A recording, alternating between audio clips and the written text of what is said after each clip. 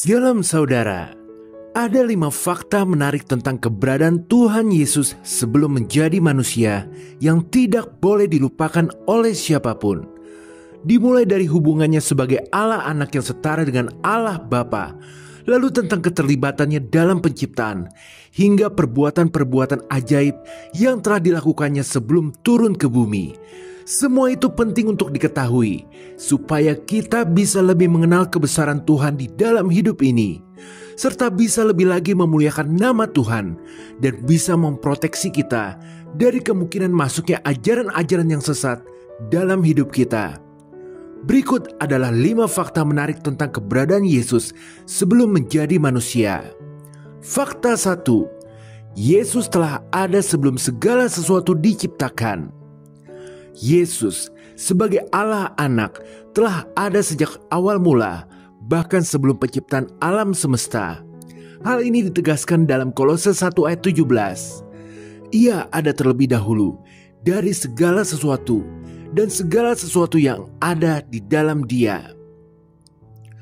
Bahwasanya Yesus juga berkata di Yohanes 17 ayat 5, oleh sebab itu, ya Bapa, permuliakanlah aku padamu sendiri dengan kemuliaan yang kumiliki di hadiratmu sebelum dunia ada. Ini semua memberikan kita sebuah kesimpulan bahwa Yesus adalah Alfa dan Omega, yang awal dan yang akhir, sebagai Allah sejati yang menguasai ruang dan waktu. Menyadari fakta ini sungguh-sungguh akan membuat kita semakin bersyukur dan takjub, karena Yesus yang sebelumnya merupakan Tuhan yang Maha Kuasa rela mengosongkan dirinya hanya demi menyelamatkan kita. Sungguh merupakan harta yang tak ternilai harganya, karena telah mengenal dan mengetahui apa yang Yesus telah lakukan untuk kita. Fakta 2. Yesus sejak semula memiliki kedudukan yang setara dengan Allah Bapa. Dalam Tritunggal, jika Yesus tidak dapat melakukan sesuatu tanpa melalui Bapa sebagai sumber segala sesuatu, maka apa yang bisa menjelaskan tentang kesetaraan Yesus dengan Bapa? Jawabnya adalah kesetaraan itu dalam esensi, bukan fungsi. Ketika kita berbicara tentang kesetaraan Yesus dengan Bapa, yang dimaksud dengan kesetaraan dalam esensi atau hakikat keilahiannya. Mereka memiliki natur ilahi yang sama, yaitu Allah. Namun dalam menjalankan karya penyelamatan, terdapat pembagian peran. Bapa mengutus Putra dan Roh Kudus bekerja untuk menguduskan. Ini bukan berarti salah satu lebih tinggi dari yang lain, melainkan perbedaan peran dalam satu kesatuan keilahian. Bisa diibaratkan seperti sumber air dan aliran sungai. Sumber air adalah asal mula segala sesuatu, namun aliran sungai juga merupakan bagian yang sama dari sumber air itu sendiri. Yesus sebagai Putra adalah aliran dari sumber ilahi yang tak terbatas, yaitu Bapa. Meski berasal dari Bapa, Yesus memiliki kuasa dan otoritas yang sama dengan Bapa. Ketiga pribadi dalam Tritunggal bekerja sama secara sempurna dan harmonis. Tidak ada pertentangan atau persaingan di antara mereka. Yesus selalu melakukan kehendak Bapa, bukan karena keterpaksaan, melainkan karena kesatuan hakikat mereka. Bapa menjadi Bapa juga karena keberadaan Yesus sebagai anak. Begitu pula dengan Roh Kudus. Dengan demikian, kesetaraan Yesus dengan Bapa dalam esensi ilahi tidak bertentangan dengan ketaatannya pada kehendak Bapa. Justru ketaatan ini mencerminkan kesatuan yang sempurna antara keduanya, sebagaimana yang dinyatakan Yesus sendiri di Yohanes 10 ayat 30. Aku dan Bapa adalah satu. Dengan menyadari fakta ini, sudah selayaknya kita menjadikan setiap perkataan Yesus sebagai prinsip dasar yang tak tergoyahkan dalam kehidupan kita, agar firman-Nya menjadi landasan kokoh dalam menghadapi segala aspek dalam kehidupan kita, mulai dari hubungan pribadi hingga masalah sosial yang kompleks. Karena itu pasti akan menjadikan kita pada akhirnya menjadi lebih dari seorang pemenang. Amin. Fakta 3. Sebelum segala sesuatu dijadikan, Yesus sudah sangat mengasihi kita. Sebelum waktu dimulai, dalam kekekalan yang tak terbatas, Yesus, Bapa dan Roh Kudus hidup dalam persekutuan kasih yang sempurna. Ketiganya adalah satu kesatuan dalam Tritunggal, Maha Kudus, saling memberi dan melengkapi. Lalu dalam kasih-Nya yang tak terukur, Allah Tritunggal berkehendak untuk membagikan kasih-Nya kepada makhluk lain. Maka terciptalah alam semesta dan manusia sebagai puncak dari ciptaannya, dengan tujuan agar manusia dapat turut merasakan persekutuan yang indah dan kekal dengan Allah. Namun karena dosa, manusia terputus dari hubungan yang indah itu. Akibatnya, maut menyelimuti seluruh umat manusia. Tetapi kasih Allah begitu besar sehingga Ia tidak menyerah. Allah merencanakan sebuah penyelamatan yang sempurna bagi umat manusia, yaitu Yesus Kristus sebagai anak Allah yang kekal, rela mengosongkan diri menjadi manusia dan mati di kayu salib untuk menebus dosa manusia. Melalui kematian dan kebangkitannya, Yesus membuka jalan bagi manusia untuk tidak binasa dan bisa kembali bersekutu dengan Allah sesuai dengan rencananya semula. Efesus 1 ayat 5 tertulis, dalam kasih Ia telah menentukan kita dari semua oleh Yesus Kristus untuk menjadi anak-anak-Nya sesuai dengan kerelaan kehendak-Nya. Ini menunjukkan bahwa sejak semula Yesus telah mengasihi kita sebagai manusia. Bahkan ketika manusia jatuh dalam dosa pun, Yesus tetap mengasihi kita. Efesus 2 ayat 4-5 tertulis, tetapi Allah yang kaya dengan rahmat, oleh karena kasih-Nya yang besar yang dilimpahkannya kepada kita, telah menghidupkan kita bersama-sama dengan Kristus.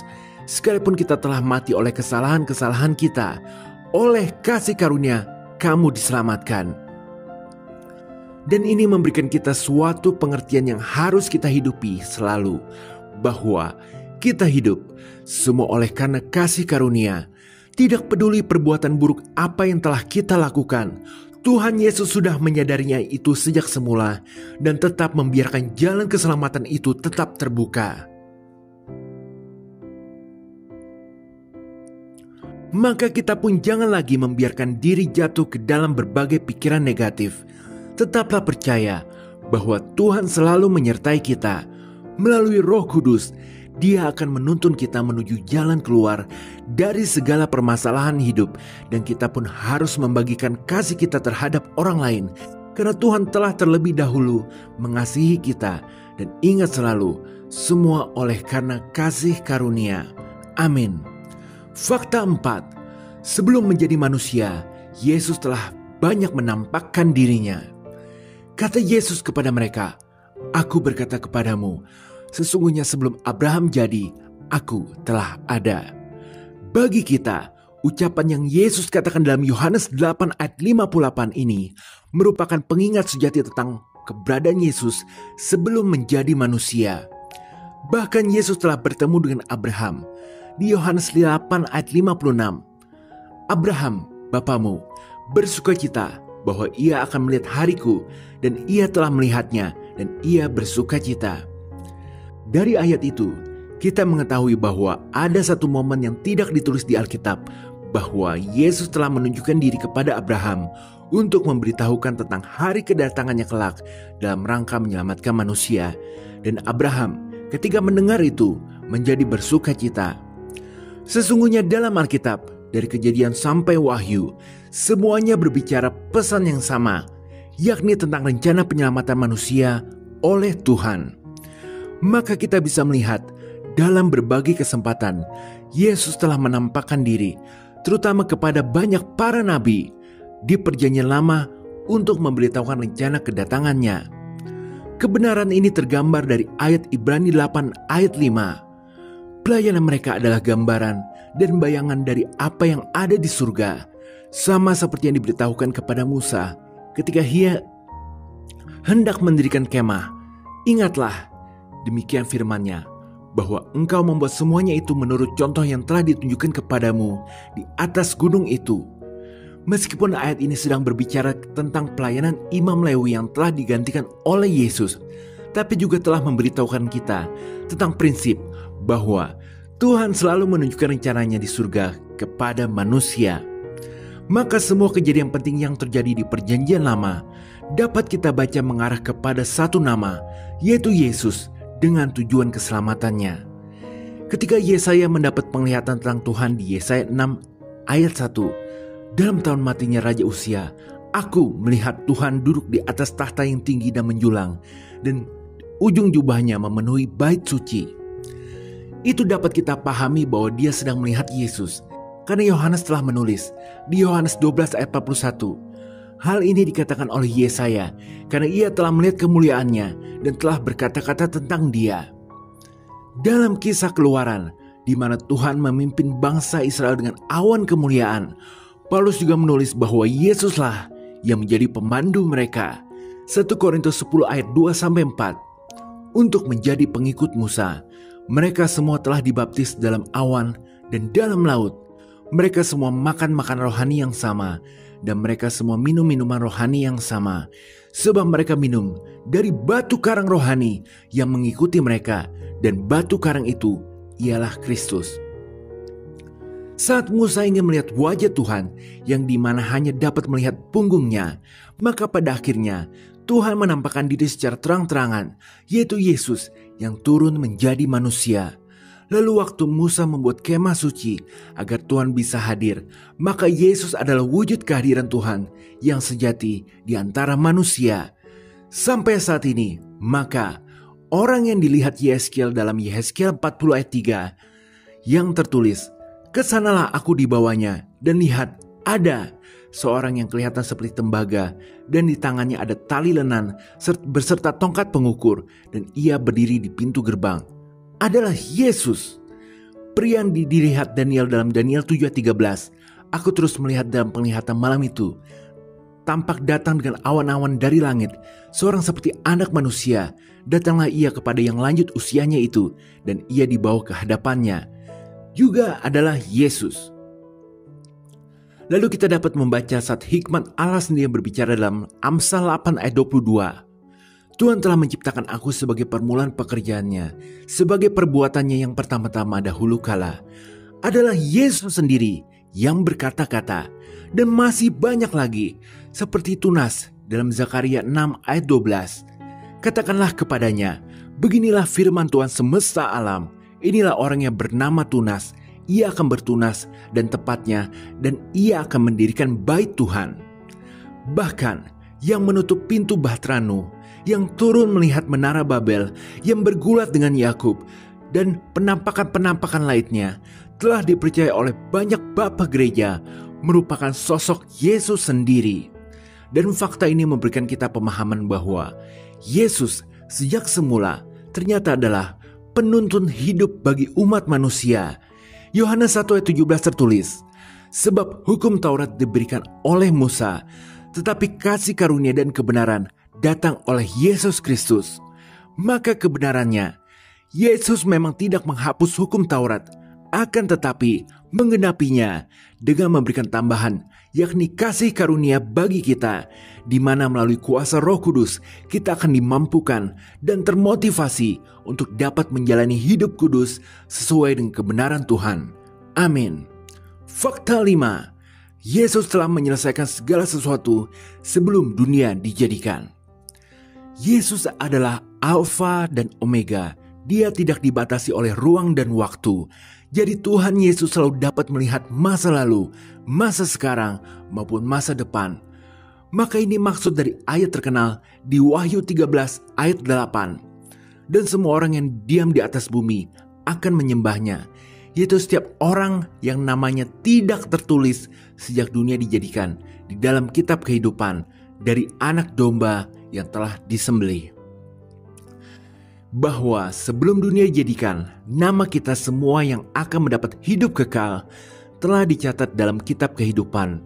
Bagi yang tidak tertulis, maka akan binasa. Ingat sekali lagi bahwa Tuhan tidak terikat waktu, dan Dia memang telah melihat siapa-siapa saja yang telah selamat maupun yang tidak. Dan isi buku kehidupan itu sangat rahasia, hanya Tuhan yang mengetahui. Jadi Yesus sebelum dunia dijadikan juga telah menetapkan diri sebagai domba Allah yang akan berkorban demi membuka jalan keselamatan bagi orang-orang yang tercatat namanya dalam buku kehidupan. Ingat sekali lagi bahwa Tuhan adalah Maha Tahu, dan Maha Kuasa. Ia mengetahui akhir dari segala sesuatu sebelum itu terjadi. Namun, Alkitab juga dengan jelas mengajarkan bahwa manusia memiliki kehendak bebas untuk dapat memilih antara yang baik maupun yang jahat.